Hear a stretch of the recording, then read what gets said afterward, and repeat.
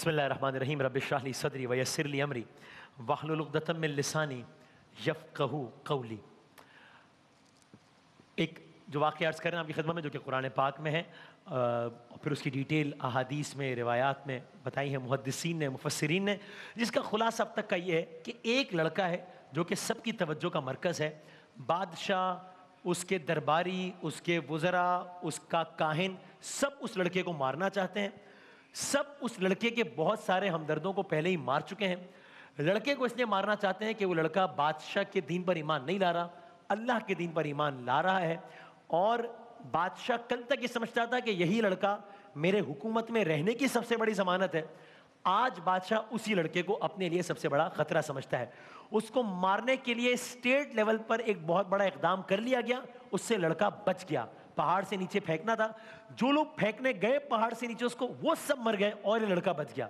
اب بادشاہوں کا دربار دوبارہ لگا اور نئی پلاننگ ہوئی کہ اب اس لڑکے کو کس طریقے سے مارنا ہے، اور اس پلاننگ پر اب عمل درآمد ہو رہا ہے۔ وہ کیا ہے یہ سنیے۔ لڑکے کے ارد گرد فوجیوں کا گروہ ہے، اور یہ گروہ لڑکے کو حراست میں لے کر ساحل سمندر کی طرف رواں دواں ہے، چونکہ اب یہ طے ہوا ہے کہ اس کو بیچ سمندر میں جا کر اس کے پیٹ سے ایک بھاری سا پتھر باندھ کر اس کو سمندر میں پھینک دیا جائے، تاکہ بچنے کا کوئی امکان ہی نہ ہو، تاکہ اگر نہ ڈوبنے کے نتیجے میں کسی وجہ سے اس لڑکے کی موت واقع نہ بھی ہو تو سمندری جانور کھا لیں، بس یہ لڑکا واپس نہ آئے۔ فوجیوں کا گروہ لڑکے کو حراست میں لے کر سمندر کی طرف چلا ہے۔ شہر کی گلیاں، شہر کے بازار، شہر کے کوچے، شہر کی چھتیں انسانوں سے کھچاکھچ بھری ہیں کہ شہر کا بہت بڑا واقعہ ہونے جا رہا ہے، ایک نیا مقابلہ ہو رہا ہے۔ سب یہ جاننے کے لیے بےتاب ہے کہ اب کی دفعہ جیت بادشاہ کی ہوتی ہے یا ایک بار پھر لڑکے کی ہوتی ہے، بلکہ میں یوں کہہ لوں سب یہ جاننا چاہتے ہیں کہ اب کی دفعہ بادشاہ جیتتا ہے یا لڑکے کا رب جیتتا ہے، چونکہ لڑکا کسی بھی جیت کو اپنے آپ سے منسوب نہیں کر رہا تھا، کہہ رہا تھا یہ سب میرے اللہ کا کمال ہے۔ تو اب لوگ بھی دیکھنا چاہتے ہیں کہ بادشاہ جیتتا ہے یا لڑکے کا رب۔ اب اس لڑکے کو ایک کشتی میں بٹھا دیا گیا اور اس کے چہار جانب کئی کشتیوں نے گھیرا ڈال لیا۔ لڑکے کی کمر سے لڑکے کے وزن سے کئی گنا زیادہ بھاری پتھر باندھ دیا گیا۔ اب لڑکے کی کشتی مسلح فوجیوں کے نظر، یعنی آپ دیکھیں نا تو کوئی بچنے کا چانس ہی نہیں لگ رہا، سمندر، فوجی، اسلحہ، پتھر باندھا ہوا، تو اب کیا آپ کی دفعہ لڑکا بچ پائے گا؟ نہیں، یہ جانتے ہیں۔ لڑکی کی کشتی مسلح فوجیوں کی کشتیوں کے نرغے میں آہستہ آہستہ منزل کی جانب بڑھنا شروع ہوئی، بلکہ میں یہ کہہ لوں کہ موت کی جانب بڑھنا شروع ہوئی لڑکے کے۔ اور جو اب یہ سفر آگے بڑھتا جا رہا ہے تو شہر کے مکانات، شہر کے در و دیوار، شہر کی چھتیں، شہر کے لوگ سب اب نظروں سے اوجھل ہو گئے، چونکہ اب شہر سے دور جا رہی ہے کشتی۔ اب چہار سو سمندر ہی سمندر ہے، خاموشی خاموشی ہے، پانی ہی پانی ہے۔ تو اب کبھی بھی وہ لمحہ آ جائے گا کہ جب اس لڑکے کو سمندر میں ڈال دیا جائے گا، پتھر باندھ دیا گیا، سب ہو گیا۔ لیکن ہوا کچھ اور۔ کیا ہوا؟ فوجیوں کو اچانک احساس ہوا کہ کوئی غیر معمولی موومنٹ ہو رہی ہے۔ یہ کیا ہوا؟ سب کو ایسا لگا کہ گویا سمندر نے جیسے سانس لینا شروع کر دی ہو۔ اب جب سمندر میں کچھ ذرا سا تلاطم برپا ہو رہا ہے تو بڑی ظاہر سی بات ہے کہ اگر ایک ہی ریڈیس میں مثلاً 6 کشتیاں ہیں تو اگر سمندر کی لہروں میں تلاطم ہے تو سب کو ایک ساتھ ہی ڈولنا چاہیے۔ لیکن یہاں معاملہ عجیب تھا، سب نے یہ دیکھا بلکہ یہ محسوس کیا کہ سمندر کی موجوں میں تو کچھ غیر معمولی حرکت ہے، لیکن اس غیر معمولی حرکت کی وجہ سے ساری کشتیاں متاثر ہو رہی ہیں، ایک کشتی متاثر نہیں ہو رہی جس میں وہ لڑکا بیٹھا ہے۔ لڑکے کی کشتی اپنی جگہ، اب آپ سوچیں کہ سمندر کا ماحول یوں ہے، ایک کشتی اپنی جگہ پرسکون ہے، ساکن ہے، ارد گرد کی باقی کشتیاں ایسا لگا گویا کسی بھنور کا شکار ہونے لگی۔ اب کسی کو کچھ سمجھ نہیں آ رہا تھا کہ یہ اچانک کیا ہو گیا ہے۔ شاید وہ یہ بات بھول گئے تھے کہ بھائی اگر پوری دنیا کسی کی دشمن ہو، جو کہ اس کیس میں تھا، بادشاہ دشمن، حکومت دشمن، سردار دشمن، وزراء دشمن، کاہن دشمن، سب، اگر پوری دنیا کسی کی دشمن ہو اور اللہ اس کے ساتھ ہو تو کوئی نقصان نہیں پہنچا سکتا۔ اللہ کا اور کوئی اللہ چاہے کہ کسی کو نہیں بچانا، تمام دنیا اس کی حفاظت کر لے، کوئی بچا نہیں سکتا، کوئی بچا نہیں سکتا۔ اللہ اکبر۔ لڑکے کا حامی اللہ تھا, اس کی کشتی پرسکون تھی. لڑکا بہت دلچسپی سے یہ سارے کا سارا منظر دیکھ رہا تھا, اپنے ارد گرد کی کشتیوں کو تلاتوں میں ڈوبتے ہوئے دیکھ رہا تھا, اور پھر یہ تمام کشتیاں انہی فوجیوں کی قبر ثابت ہونا شروع ہو گئی. انہیں لے کر وہی کشتیاں آہستہ آہستہ سمندر کی تہ میں بہتی چلی گئی. کسی فوجی کے جسم پر کوئی پتھر نہ بندھا تھا, لیکن آسمان والے نے انہیں غرق آب کر دیا, اور جس کے جسم پر اس کے وزن سے کئی گنا بھاری پتھر بندھا ہوا تھا وہ واپس ساحل کی طرف رواں دواں ہو گیا. اللہ اکبر, اللہ اکبر, کیا شان ہے.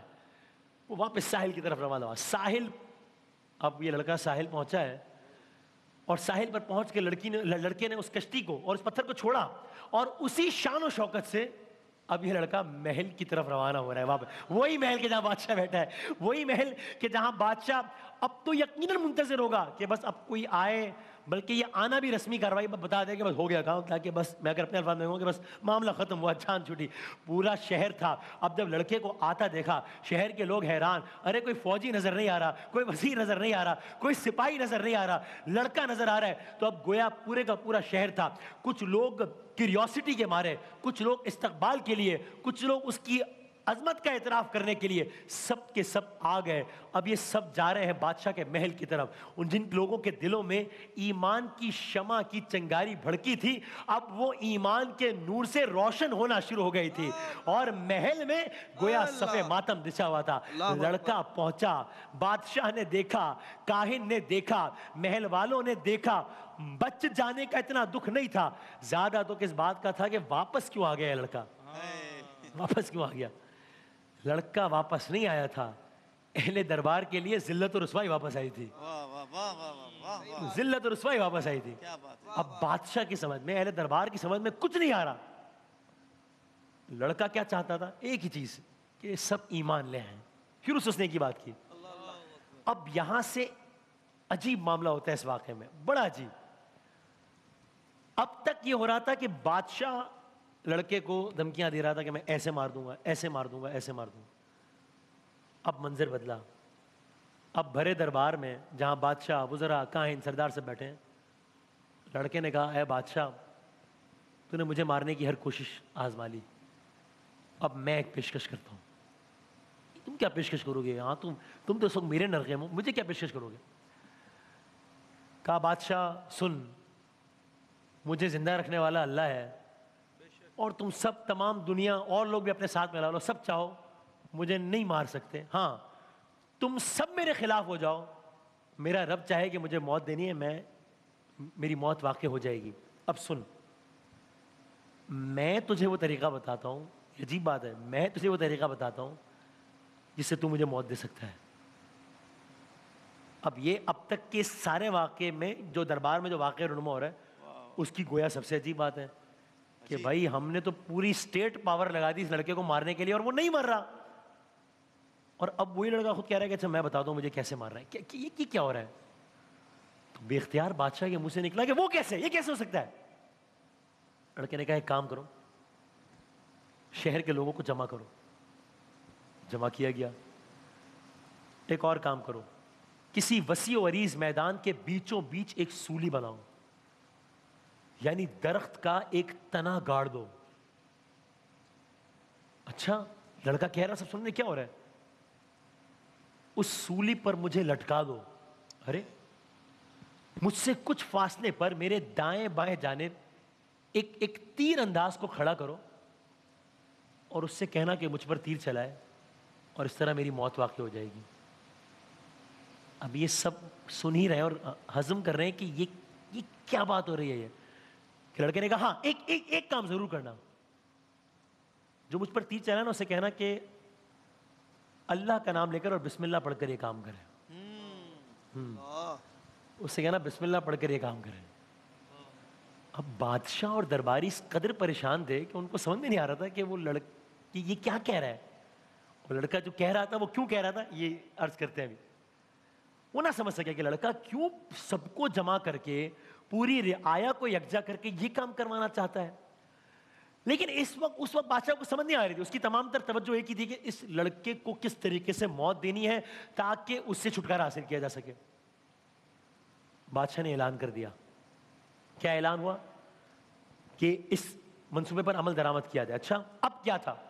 کوئی بچہ، کوئی بوڑھا، کوئی جوان، کوئی مرد، کوئی عورت ایسا نہیں ہے، یعنی جو اس لڑکے کے خلاف ہیں ان میں سے کوئی ایسا نہیں ہے کہ اپنے گھر میں باقی ہو یا کوئی اپنے معمولات زندگی گزار رہا ہو، دکان پہ کاروبار کر رہا ہو. ہر فرد میدان کی طرف کھنچا چلا آتا ہے. ممکن ہے کہ جو لوگ اس کے خلاف بھی ہوں وہ بھی یہی عمل کر رہے ہوں کہ بھائی آج ہونا کیا ہے. ہر فرد میدان کی طرف کھنچا چلا آتا ہے.